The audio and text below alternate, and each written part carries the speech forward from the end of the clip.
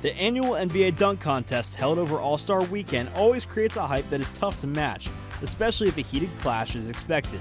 Millions of basketball fans have been treated to aerial exhibitions of power, finesse, and raw athleticism during this event over the years. While the impact of a slam varies depending on who's watching, some dunks have become legendary due to their beauty and significance.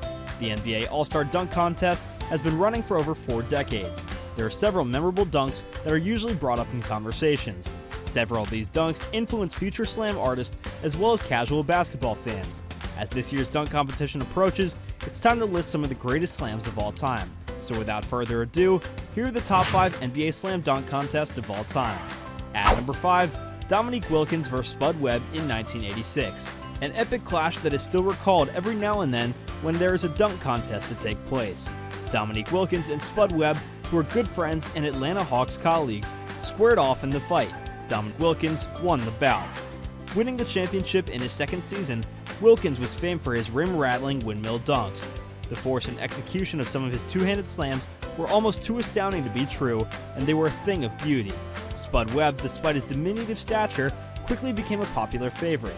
Webb, who's barely 5'7", relied on his incredible vertical leap and his ingenuity to attempt to pull off an upset. With his final dunk, Webb was able to remove the rug from under Wilkins' feet for good. The ball was pounded to the floor by the athletically skilled point guard before it bounced off the backboard and into the net. Spud Webb snatched the ball out of the air and crashed it into the net to dispose Wilkins. It was a stunning display of timing and grace. At number 4, Larry Nance vs. Julius Erving in 1984. There would have been no All-Star or dunk contest if it hadn't been for the ABA dunk contest in 1976, which was the inspiration for both events. With a spectacular victory over George Gervin and David Thompson, among others, a youth Julius Erving caught the nation's attention and imagination.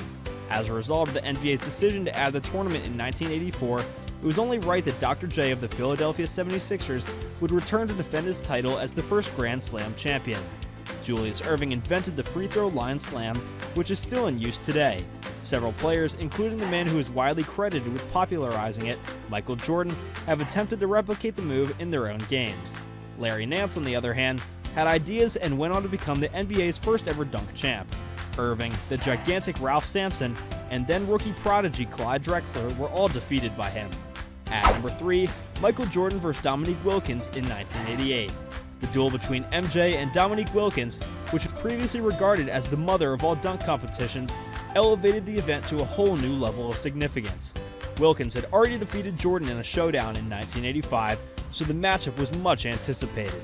Jordan had entered the bout as the defending champion, but he had not previously faced Wilkins during his title defense due to the latter's back issue. 3 years after the first encounter, the two famed aerial combatants found themselves again in the same place. The passionate Chicago Stadium crowd couldn't wait for its hero to finally defeat Wilkins and claim the championship. Everybody's high expectations for Michael Jordan and Dominique Wilkins were exceeded tenfold.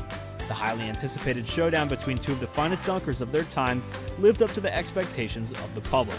Wilkins was in imperious form throughout the competition, and Jordan appeared to be on his way to the finals with relative ease.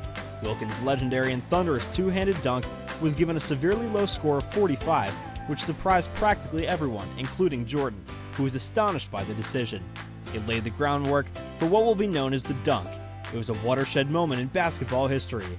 Jordan's free throw line slam wasn't as flawless as it was made out to be, but it was still enough to earn him 50 points and the championship. Years later, Jordan would reluctantly admit that Wilkins would have won the 1988 title if it hadn't been for some home cooking on Jordan's part. At number 2, Vince Carter vs. Tracy McGrady in 2000. By 2000, the sense of expectation and excitement that surrounded every NBA dunk contest had been reduced to a shadow of its former self. After failing to live up to the event's once high standards, Commissioner David Stern even chose to take a break from the proceedings. When the league chose to bring it back in 2000, several people expressed skepticism regarding the decision. Dunk artists from the NBA's most well-known teams brought back the league and millions of its fans out of their funk with an amazing dunk fest. It was Vince Carter, Tracy McGrady, Steve Francis, Jerry Stackhouse, Larry Hughes, and Ricky Davis who breathed new life into the competition that was on its last legs. Carter's first dunk completely dispelled any questions regarding whether or not the dunk contest should be held again. It appeared to be a straightforward 360 dunk, but it was anything from straightforward with the Toronto Raptors superstar completing it with such grace and ferociousness. The dunk brought down the house and set the tone for the rest of the night's festivities. At number 1, Zach LaVine vs. Aaron Gordon in 2016. The debate surrounding this contest is on par with that surrounding the Jordan-Wilkins saga from 1988. There are no words to adequately describe what Zach LaVine and Aaron Gordon did in the final round of the 2016 NBA dunk competition. In one classic dunk after another, both players left everything on the court, much to the joy of the audience. The NBA has never witnessed a struggle as intense as the one between LaVine and Gordon at the highest level. It's still a mystery why Gordon's final dunk was only given a 47, which continues to confound basketball fans to this day. Tracy McGrady, Dikembe Mutombo, and Dennis Scott are frequently reminded of what should have been said on social media platforms like Facebook and Twitter. Well guys, thank you so much for tuning in.